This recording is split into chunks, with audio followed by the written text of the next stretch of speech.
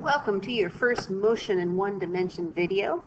So after this first video, you should be able to find the velocity of an object traveling at a constant speed from a graph, find the instantaneous velocity, and define instantaneous velocity for an object experiencing constant acceleration from a displacement versus time graph.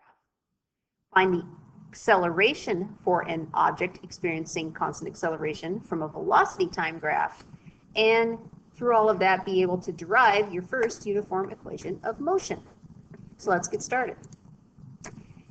So here's a graph of an object moving at a constant velocity. You've got position on the y-axis, time on the x-axis. This is how simple it is to find the velocity from this information. Thinking back to Algebra 1, I want to think about what is the equation for slope. Slope, which we call letter M, is the change in y divided by the change in x, rise over run.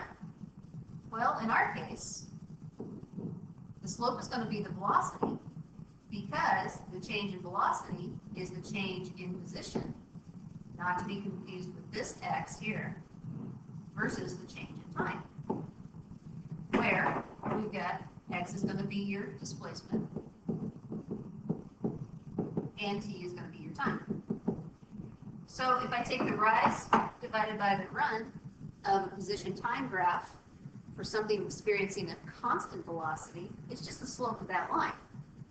So let's do that. So to find the slope of this line, let's say I go over 1, 2, 3, 4. So my run, or my x, is going to be, well, goes up by 8, so 8 seconds. And my rise is going to be from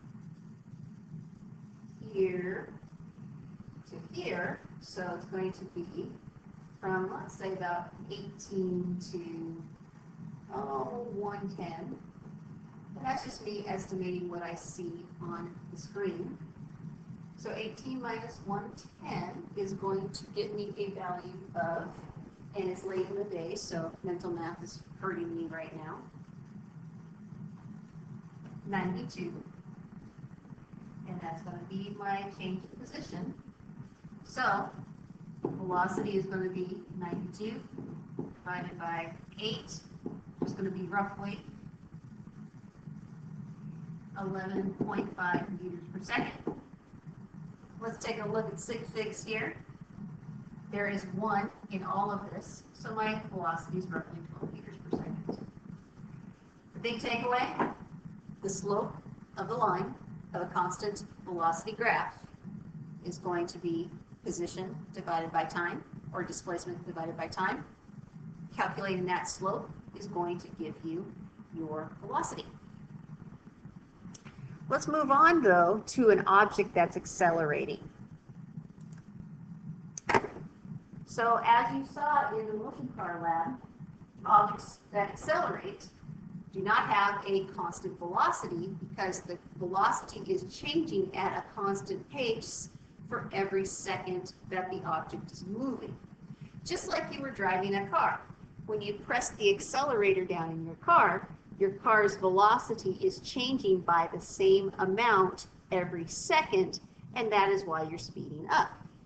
Same goes for slowing down. So here is a position versus time graph for an object that's accelerating, and I've got a curve. Well, if I did what I did in the previous graph and tried to find the slope of the line, well, that wouldn't make a lot of sense because a line of best fit does not fit well at all. So finding the slope of that line is going to give me an average velocity over time, but it's not going to give me a good estimate of the velocity at each moment in time. So we have to do something different. So in order to do this different thing, it's not wanting me to do the different thing. Let's do what's called the instantaneous velocity. An instantaneous velocity is the velocity of that object at that moment in time. So in order to calculate that, It's just like a cop with a radar gun. It's just like a cop with a radar gun at the side of the road. He measures the velocity for only one increment, 1 second, maybe even 1 millisecond of time. So, in order to do this successfully, we do something called draw a tangent line. You might have seen tangent lines before. A tangent line will just touch one part of the graph without crossing over. So if I take this red line that I have already drawn, so I drew this line tangent to the time 3 seconds. I can figure out the actual velocity of this object when it has been traveling 3 seconds by finding the slope of this line. So the slope of this line here will do rise over run again. And so this time increment, we'll say, is about 1.5 seconds. And this time increment is about 20 seconds.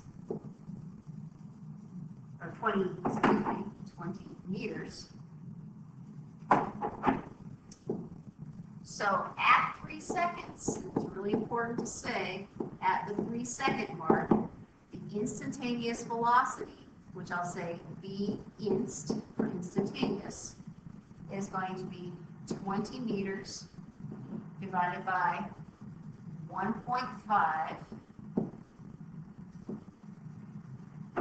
And then when I do this calculation, my instantaneous velocity will be roughly 13.33 repeating meters per second. And I round this to 1 sig fig because these all have 1. So roughly, and this is going to look strange, but my answer can only be as precise as the lowest number of sig figs, 10 meters per second. This instantaneous velocity would change at any other time because the object is accelerating. If I take and draw a tangent line at 4 seconds, you'll see that that line is steeper. And the change is going to be the acceleration between 3 seconds to 4 seconds. So obviously, because the purple line is now steeper than the red line, I can see that the velocity has changed by some particular increment, and that increment is going to be my acceleration. This is how you do, and this is how you solve for the instantaneous velocity from a position time graph. So for the previous graph, I showed how easy it was for you to calculate the velocity at any moment in time. But to actually get the acceleration from a position time graph is a little bit more difficult. So what we're going to use to find the acceleration, the actual acceleration value, is not a displacement time graph. Rather, we're going to use a velocity versus time graph. And so here's a velocity versus time graph. And going back to that exact same example we used for the first thing with constant velocity. This is linear. This shows that my velocity is changing by the same meters per second for every 2 seconds that the object is moving. So all I have to do is find the slope of this line. So the slope of this line is going to be the change in velocity divided by the change in time. So how does my velocity change for every second that an object is moving? So to find the slope of this, we'll do rise over run. Let's go up this far. Why not? So my time here is going to be 6 seconds. And my change in velocity is going to be, I'll estimate about 17 meters per second. So what I'll end up having is 17 meters per second divided by 6 seconds. And 17 divided by 6 is going to be 2 something.